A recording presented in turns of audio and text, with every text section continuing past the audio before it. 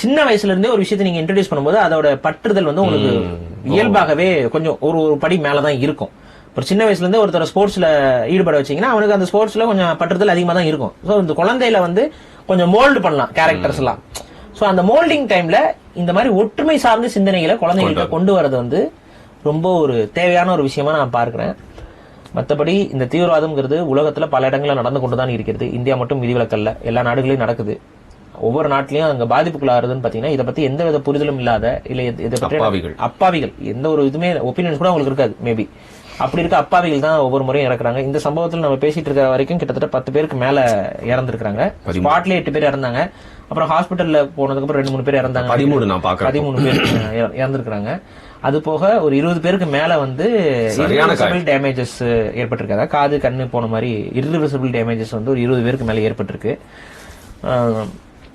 ஒரு இந்த சமூகத்துல நமக்கு பல விதத்துல அழிவு வரலாம், பல விதத்துல இது வரலாம். ஆனா சக மனிதனால் ஒரு அழிவு அப்படிங்கும் பொழுது அதை நாம் எந்த விதத்திலும் ஏற்றுக்கொள்ள முடியாது. அதுக்கு நீ என்ன காரணம் வேணாலும் கொண்டு வா, அதை ஏற்றுக்கொள்ள முடியாது, நியாயப்படுத்த முடியாது.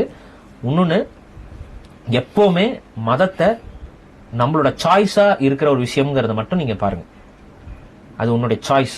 ரெண்டாவது, உனக்கு அவ்வளவு கோபம் வருதா ஒரு இந்த மதத்தை வந்து இது எதிர் மதம் அப்படின்லாம் உனக்கு அவ்வளவு கோபம் வருது அப்படின்னா உன் மதத்துல இருந்து ஒருத்தன் விலகி போயிருப்பான்ல, அவன் மேல அந்த கோபத்தை போய் காட்டு. உன் மதத்துல எல்லாரும் யோக்கியனா இருக்கானா? இந்த ஒரு கேள்வி இருக்குல்ல. அடுத்த மதத்துல குறைய கண்டுபிடிச்சு அடுத்த மதத்தவர்கள் நம்ம போய் திட்டுறதுக்கு முன்னாடி உன் மதத்துல எத்தனை பேர் யோக்கியனா இருக்கான்னு கொஞ்சம் தேடிப்பாரு.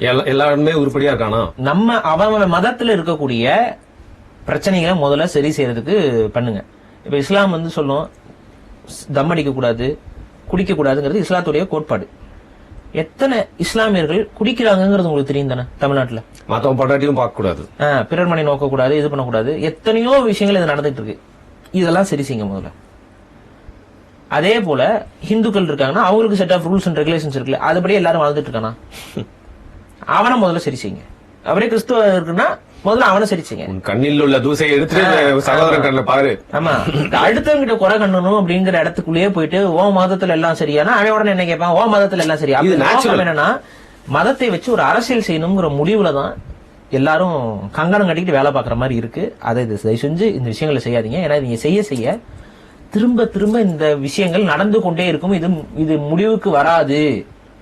மதவாதம்னு எடுத்துட்டீங்கன்னா அந்த மதவாதத்துடைய ஒரு நெகட்டிவ் சைடு வந்து நம்ம அடிக்கடி அனுபவிக்க வேண்டியது இருக்கும். ஆனா அதை அனுபவிக்கிறவங்க யாருன்னு பாத்தீங்கன்னா அந்த மதவாதம் பேசுறவங்க கிடையாது, அப்பாவி மக்கள்.